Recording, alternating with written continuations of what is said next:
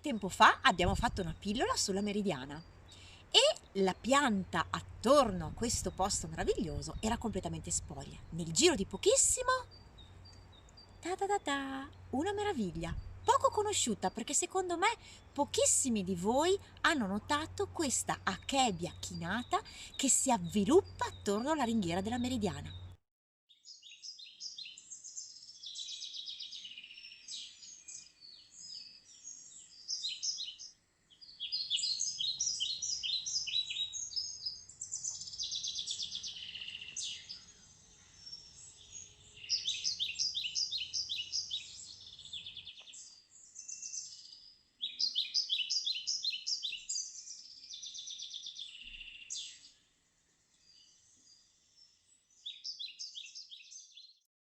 La pianta è sempre con le foglie e quindi perde quelle più secche per poi avere subito le foglioline nuove.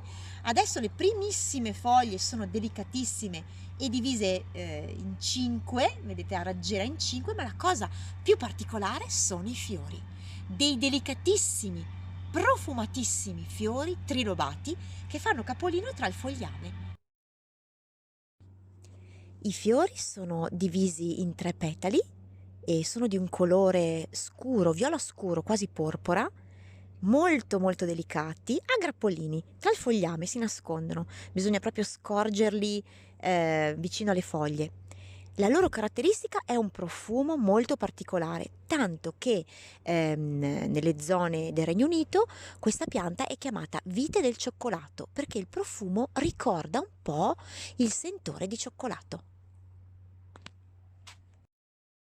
La pianta è molto particolare anche nelle primissime foglie, che cominciano adesso, che germogliano di continuo perché la pianta è molto veloce nella crescita, è rigogliosissima e anche le primissime foglie, foglie sono violacee, sono di colore violetto.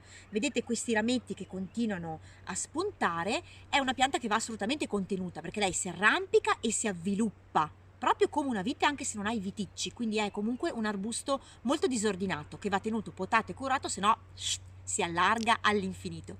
Qui ne ho approfittato della balaustra che costeggia la meridiana e è una pianta bellissima in questo momento, molto particolare, ma non perdetevela d'autunno perché molto interessanti sono i suoi frutti, che sono dei baccelli piuttosto grandi e somigliano un po' più piccoli delle patate, di color grigio violaceo. Al loro interno sono vellutati all'esterno, ma al loro interno, da una fessura, da una spaccatura che si apre, fa capolino la polpa bianca e morbida, piena di semini. È un frutto commestibile. Infatti la pianta che arriva dalla Cina, dalla Corea, dal Giappone ha molto successo per questi frutti che sono un po' come il frutto della passione, quindi sono un, diciamo, un mangia e sputa, perché bisogna mangiare la polpa ma poi sputare velocemente i semi che non sono commestibili. Come mi piace sempre ricordare dalle mie pillole, non provate a mangiare i frutti qui al parco. No, grazie, meglio di no. Però li potrete vedere, li potrete osservare, sono molto molto particolari anche durante l'autunno, quindi già da settembre si possono vedere questi specie di baccelli violacei. È una pianta che dà un tocco esotico al nostro giardino ed è una pianta che è solo qui dove c'è il poggio dei 2 imperatori, quindi davvero un posto pieno di scoperte da fare. Non perdetevela.